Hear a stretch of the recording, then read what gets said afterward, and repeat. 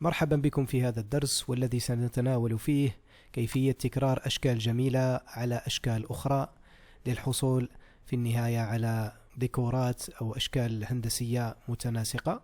لكن قبل أن نبدأ أريد أن ننوه إلى أنه لدي كورس على منصة يوديمي أشرح فيه كل شيء في هذا البرنامج الرائع. سأضع رابطه في صندوق الوصف لمن أراد الالتحاق بالدورة، فليدخل من هذا الرابط، لأن الأماكن جد محدودة وهي ل100 شخص فقط مجانية. أنصحكم بالمشاركة أو الدخول لهذه الدورة، ولا تنسوا تقييمنا. نبدأ الآن مع درسنا. مثلا لدينا قلنا هذا الكائن أو هذا الشكل.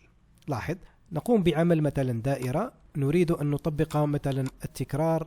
هذا الكائن نجعله على هذه الدائرة. ماذا نفعل؟ نقوم بتحويل هذا الكائن أو هذه الدائرة إلى مسار. لاحظ أصبحت الآن مسارا.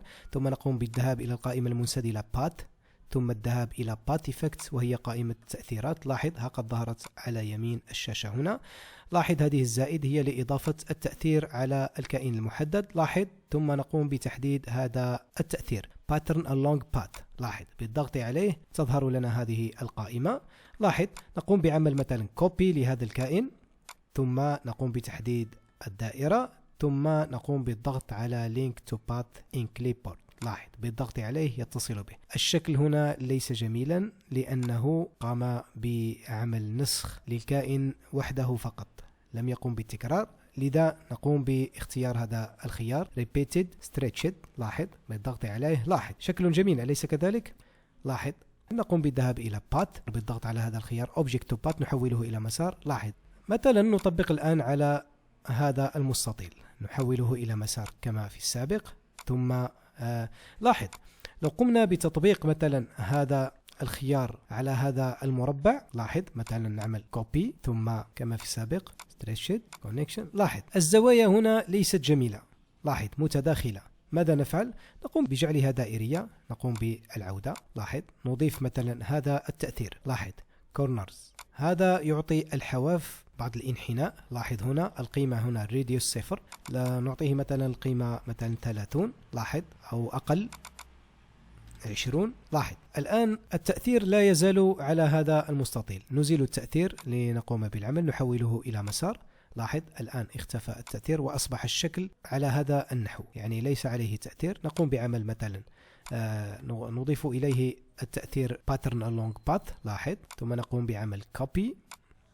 لاحظ ثم نختار Repeated Stretched ثم تصل به. لاحظ الآن أصبح متناسقا جميلا.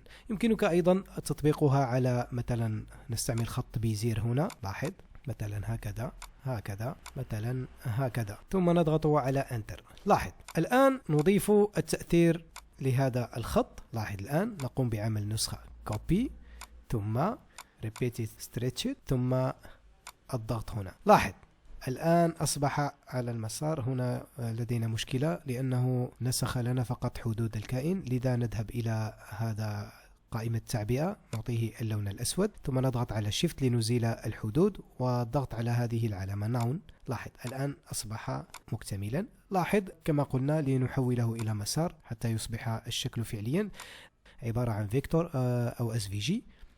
كان هذا كل شيء في هذا الدرس. لأي أسئلة يرجى التواصل معي عبر التعليقات. كما أنصحكم بالدورة التي ذكرتها في بداية الفيديو. ألقاكم في فيديو آخر.